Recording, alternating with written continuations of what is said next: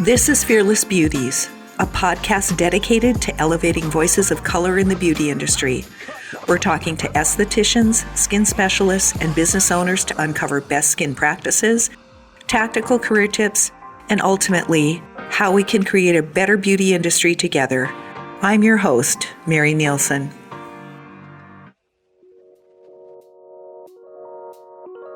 Thanks for tuning into Fearless Beauties. For this week's episode, we're diving into a topic near and dear to my heart, getting started as a new esthetician. As the founder of a beauty school myself, I see new students coming in with more passion and excitement for the industry and an idea of what kind of career niche that they already want to get into. The younger generation is really tuned into social media, and seeing images on Instagram inspires them, as well as the impact that they feel from beauty influencers. Once they're in school, they might change or expand their focus as they get educated, but I think they're stronger from the beginning. And our more mature students usually are at a crossroads where they've had a big dream for a long time and they're finally ready to make it a reality. I think one of the biggest challenges is having schools that don't teach a strong aesthetic curriculum, so students graduate feeling unprepared for the real world. They've got enough knowledge to pass the state board, but they don't have confidence treating clients' real skin issues. To discuss this topic further, I decided to bring in my Fearless Beauties media coordinator, Megan Rayo from Electric Beauty Productions, to co-host with me today. Megan traveled with Fearless Beauties last year, capturing the stories of aesthetic entrepreneurs. Her business, Electric Beauty Productions, works with new estheticians and entrepreneurs to build their digital presence. Hi there. I'm excited to be on the show. Megan, what are some of the biggest challenges you see facing new estheticians?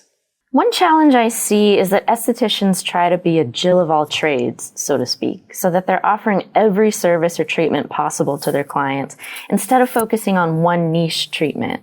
By owning in on your branding and your marketing to one or just a few treatments, you can really separate yourself from the pack by having a specialty.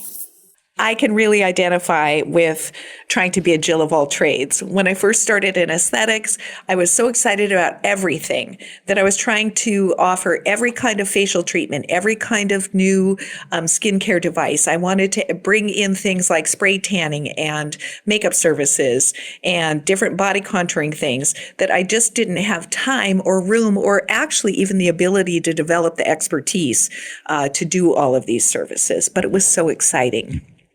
So I know that interest in aesthetic schools is growing, interest in aesthetic schools and enrollment is climbing. I spoke with someone at ASCP, the Association of Skincare Professionals. That's one of the largest, if not the largest, professional organization for our industry.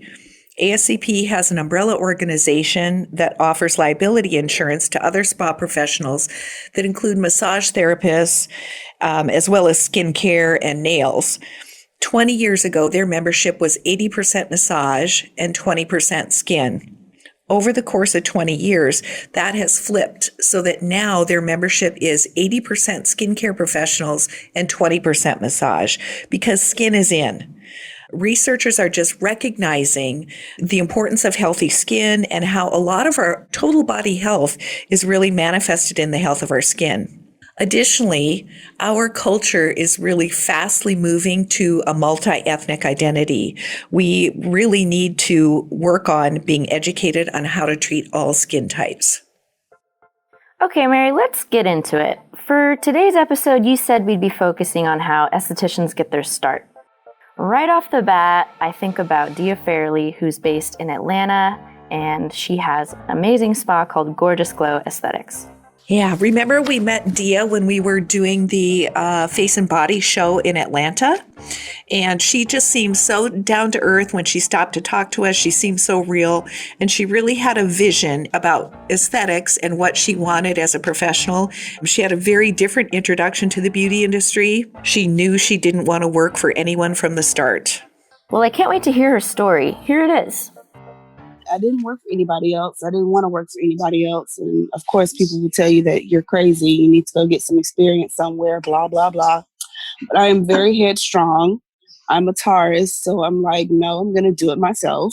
So it's very possible to do it. It is more tedious. It is more hard work. but people appreciate doing things in the comfort and privacy of their own home. I had a few clients mobile, and those clients actually followed me to my brick and mortar. Well, so with mobile, I did only waxing. I actually refused to bring a steamer and hot towels and a cabbie and all that other kind of stuff. I refused to bring that with me. So I did mobile waxing. I only had a table and some wax. So that was more feasible than steamer, mag lamp, hot towels, glass bowls, all that other stuff that you need for a facial. Yeah. So when I started taking facial clients, or people were asking facials, I'm like, I'm looking for a place, guys. And also in Atlanta, it's expensive over here. When I say Atlanta, I mean city of. I am about 5 minutes from downtown Atlanta.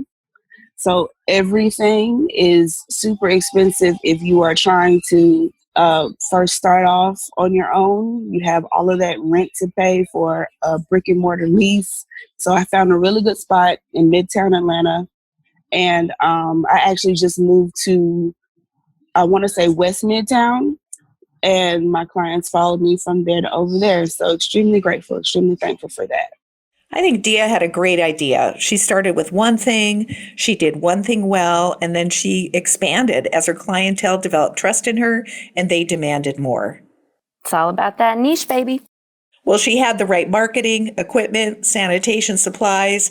I think a mobile facial business could do really well. Genius, for sure. But if you're starting any kind of startup, right? Startup costs, you have to consider carefully whether it's your mobile business or even brick and mortar. I think new or younger estheticians sometimes miss the startup expenses. They don't factor in how much cash flow they're going to need to sustain and make a living for themselves. You know, besides aesthetic supplies like a wax pot, they have to think about liability insurance, business licensing, putting enough money away for taxes. Absolutely. I think there's a lot of unexpected challenges that come with entrepreneurship.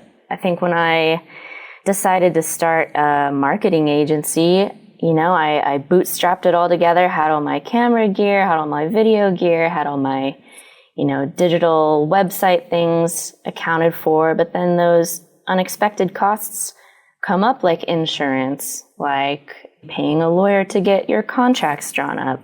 There's always unexpected fees when it comes to running your own business. And I think being as educated as you can along the way and being open to all of the new lessons that you learn along the way is really important.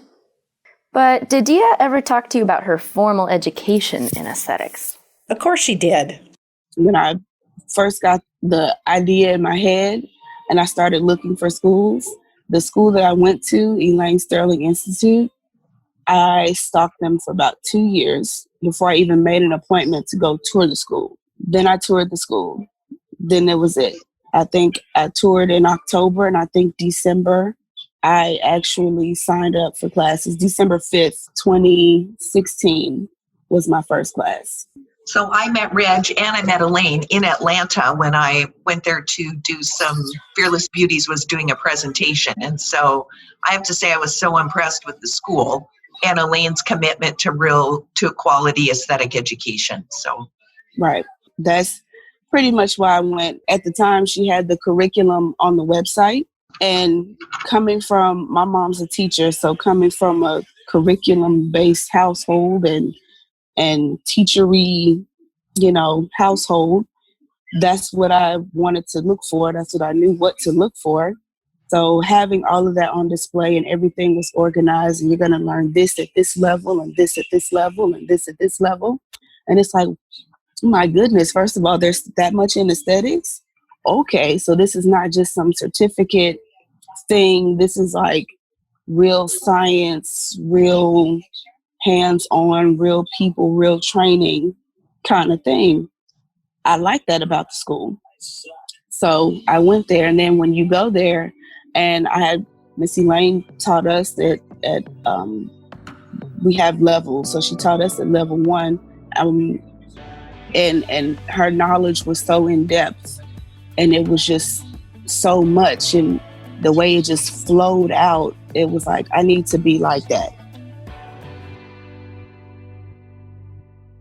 So it's awesome that Dia was inspired by Elaine in her level 1 classes. Mary, how important do you think it is to have mentors when you start out in aesthetics? Well, I think mentors are mentors because they want to be the cheerleaders and advisors and advocates for new estheticians. They've got that history, that experience, that wisdom. I think it helps lift some of the emotional burden off new estheticians. They're carrying that burden, but the mentor can help offer insights that will help them avoid making costly mistakes. A mentor can also give them a kind of a sounding board to bounce off new ideas. They can add some wisdom into any of their spending decisions. It's so easy to get excited and expand faster than your cash flow will really let you. Mentorship is so important. I think especially as women, it's crucial to hear stories from women that have already gone down the path before us. So, Mary, did Dia mention anything about how the beauty industry can be improved for new estheticians that are coming up? Actually, she opened up quite a bit about this when I asked her about her experience as a Black woman in the beauty industry. It was really eye-opening. Well, a lot of the times you get discounted, that you don't know the same thing that your non-POC counterparts know. And you end up saying what you do know or correcting the person, and you're not meaning, well, I can speak for me. I'm not meaning to come off as a sassiness, but it's the reaction to the insult that a non-POC would give me because you think I don't know what the topic of conversation is. So I want to clarify that you feel like other professionals who are not POC discount your level of professionalism and level of knowledge. Yeah, you said it actually better than I could.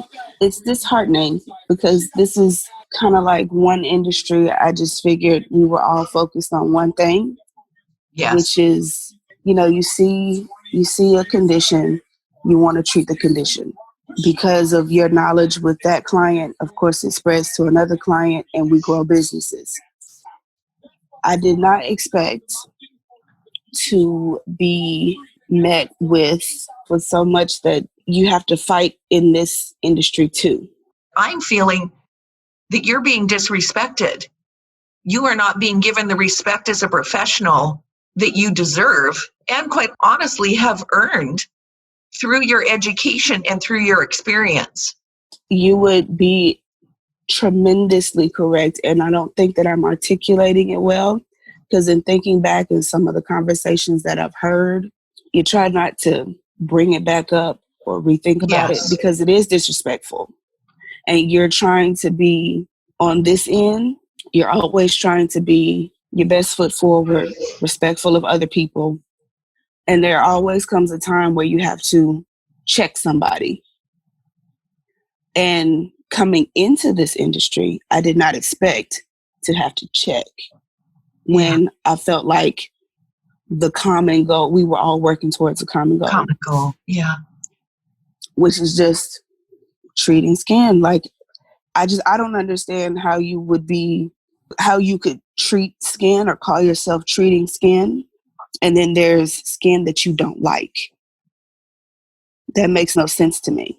It shouldn't matter what that skin is.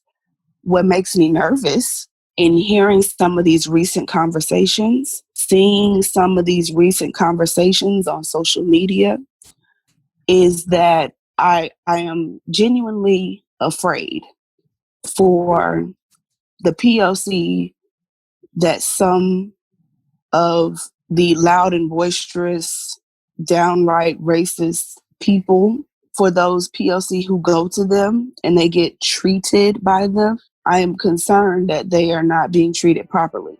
What are you doing to the persons of color who are in your seat, in your chair, who are on your table? Yell and scream and shout, and you don't want to talk about, race relations, whatever the case may be, and you're a skin therapist and you have skin that you don't really care for. In your same breath of skin you don't care for, when you get a person of color on your table, you then drop a picture with permission of that person of color. Help help me.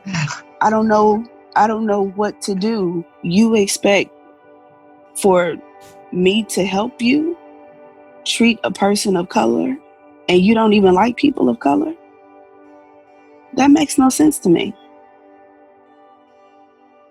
It's really heavy and frustrating and unfair that any skin professional wouldn't be respected in their field. I really feel for Dia's experience. Mary, how do you feel about after you heard Dia's story? It made me feel really sad listening to her story because it made me aware of how far our industry still has to go to become more inclusive. Absolutely. I mean, this disrespect that she faces just being a Black esthetician, and yet at the same time, she's asked for advice about how to treat people of color. There's a big discrepancy there. What are your thoughts about that? And what do you think that we should do as a society that we can contribute to some positive change? I think as a white woman, I have inherent biases, but I'm working to overcome them every time I'm made aware of them. Dia gets put in a tough situation when she's been disrespected by her peers just because of her skin color. But yet these same peers are going to reach out to her when they need advice for their client who's a person of color on their treatment room. I think that this podcast and the mission of Fearless Beauties is really to elevate the entrepreneur of color, highlight their stories of success, and so that can contribute to providing education and also hopefully will build some bridges between skincare professionals who have those biases and shift their mindset. I think more inclusivity in the schools would go a long way. Definitely more inclusivity in schools, also more inclusivity in marketing materials. I think representation really, really matters. And so seeing BIPOC folks on our Instagram feeds, either practicing aesthetics professionally or receiving professional skincare, does a lot to normalize diversity within the aesthetics industry. After speaking with Dia, I wanted to see if anyone else in my network had a similar experience. I decided to chat with Kayt Crow, the general manager at Lash Lounge in Portland and Lake Oswego.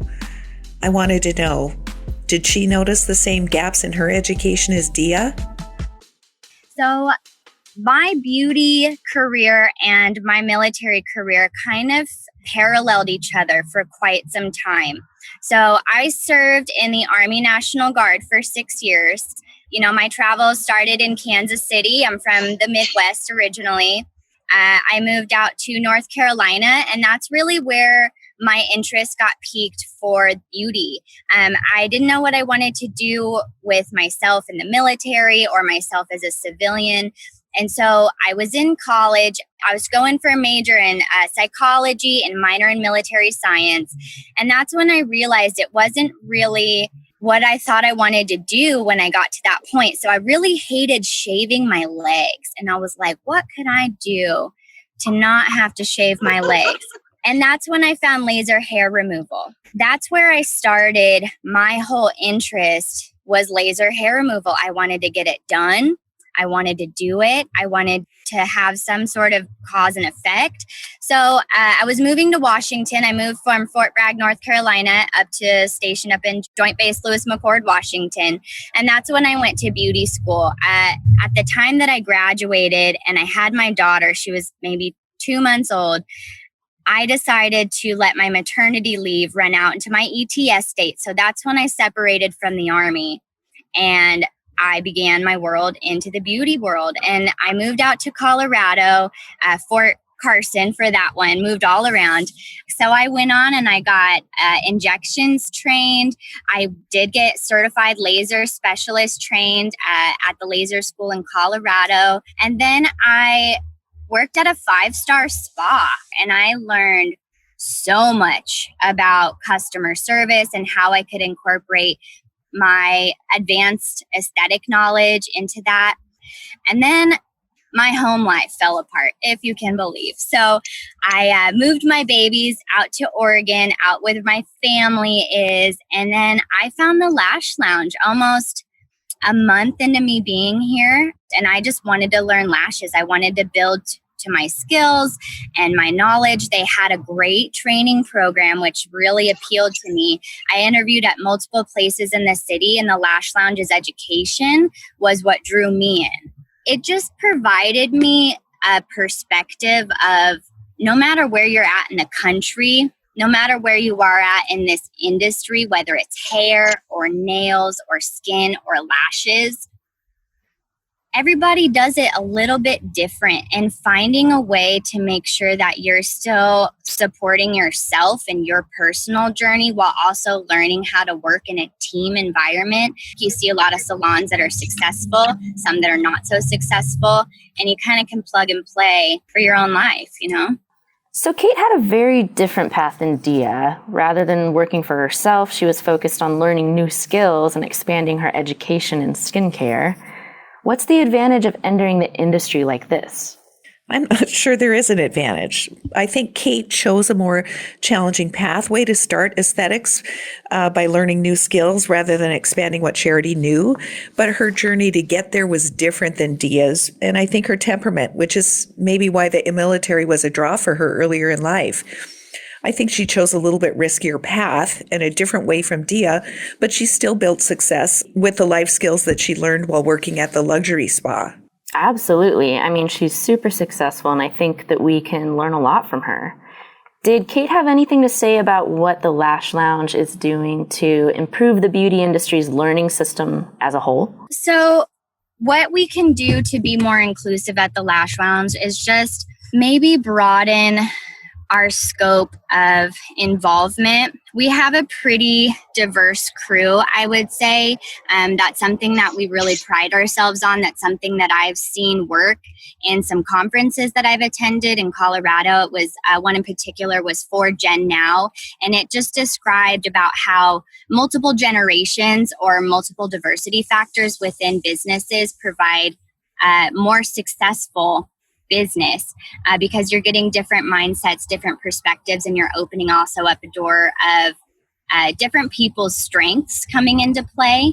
That's what we're really trying to focus on, especially in the light of current events in the world, and especially since Portland is so passionate. We really want to think about what we can do to help support our community, to help support the up-and-coming stylists and also our guests.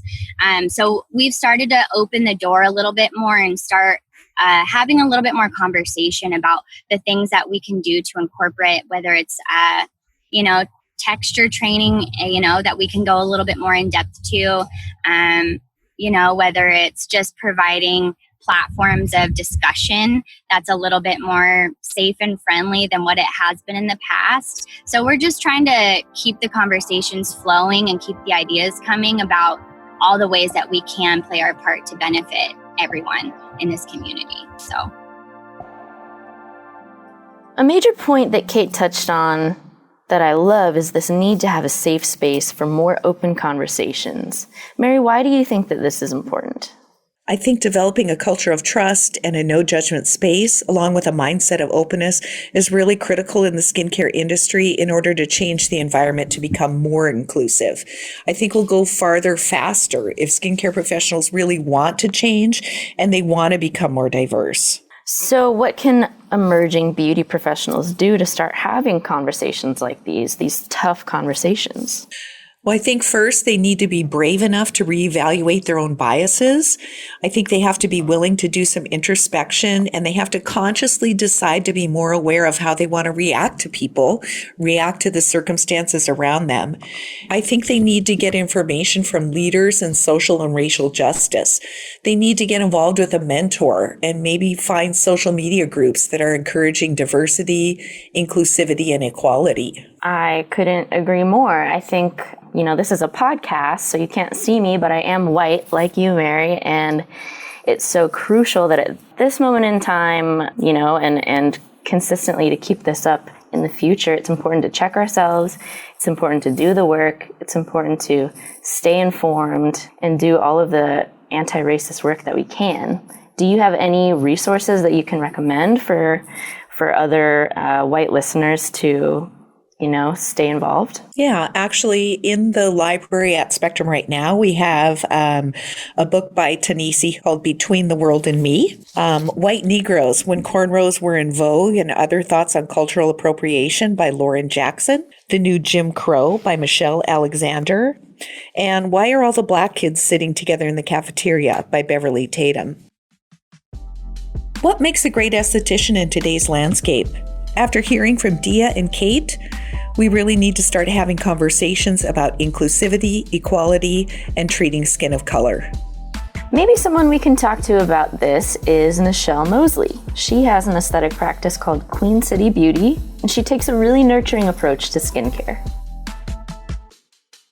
Before, what I used to do was I used to teach. I used to work with early childhood development and worked specifically with special needs children. That was what kind of started off, my service heartedness, I guess you could say. If I was just to pour my heart out, I really feel like estheticians are a form of healers.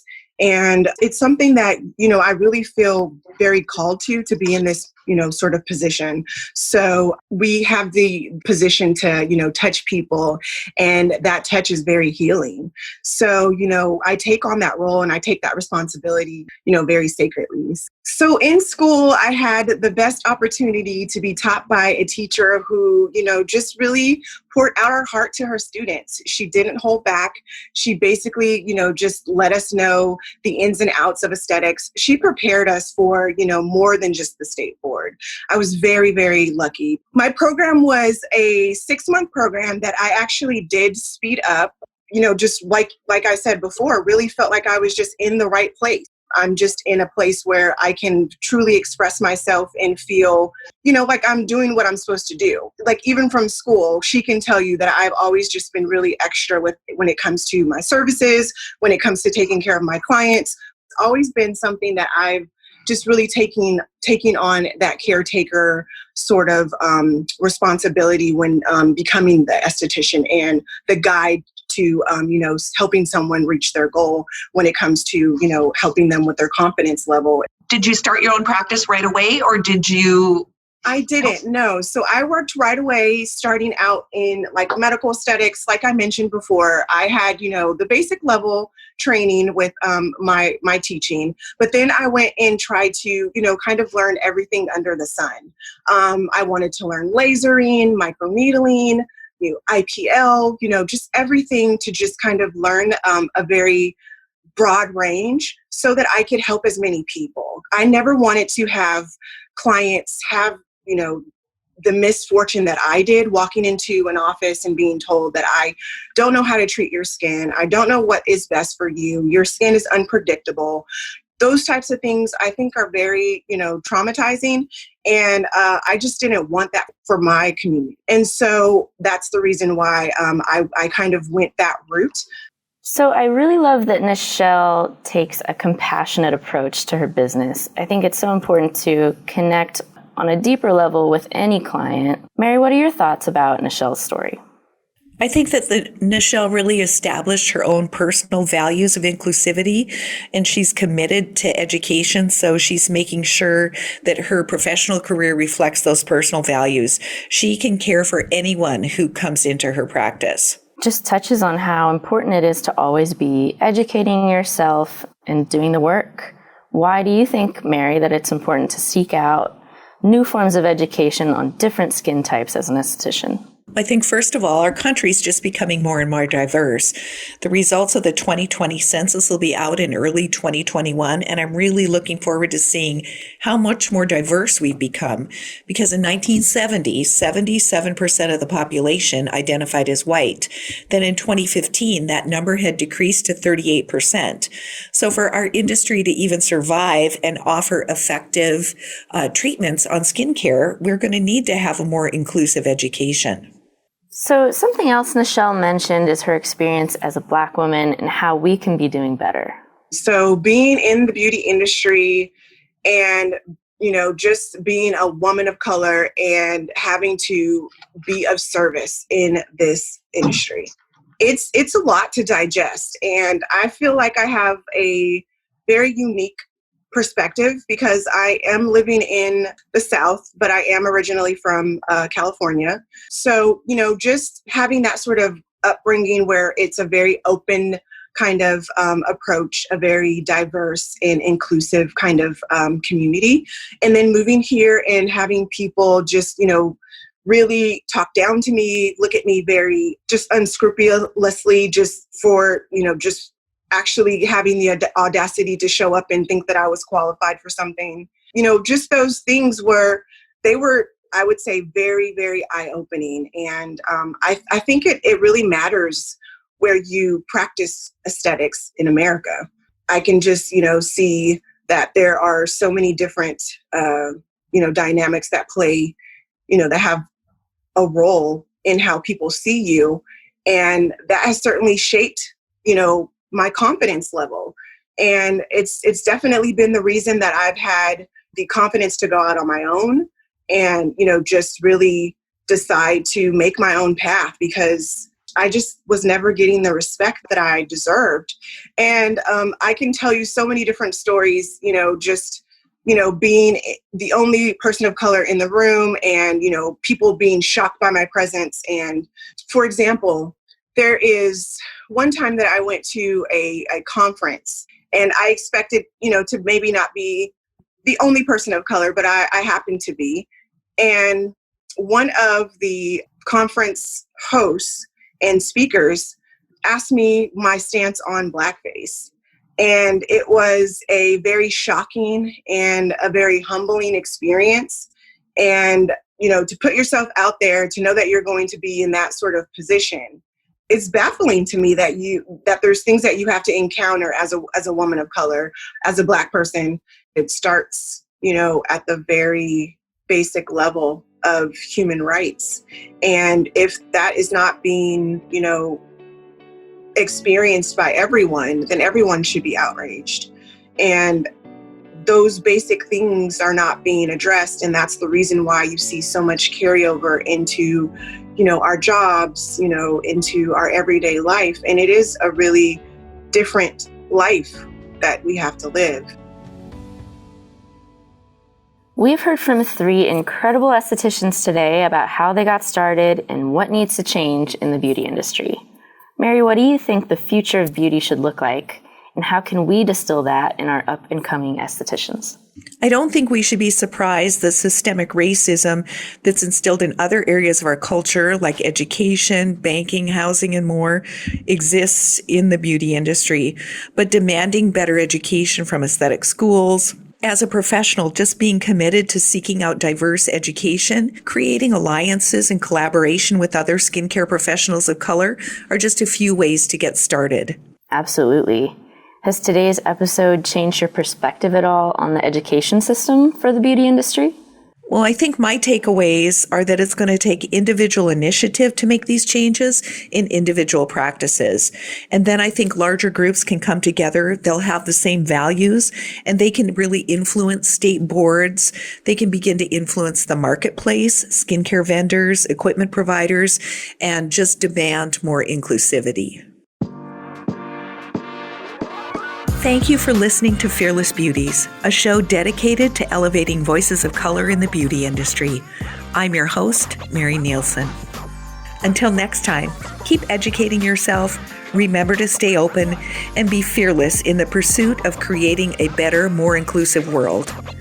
If you enjoyed today's episode, please rate us 5 stars on Apple Podcasts and leave us a review. Special thanks today to my co-host, Megan Rayo, and our producers at Quill.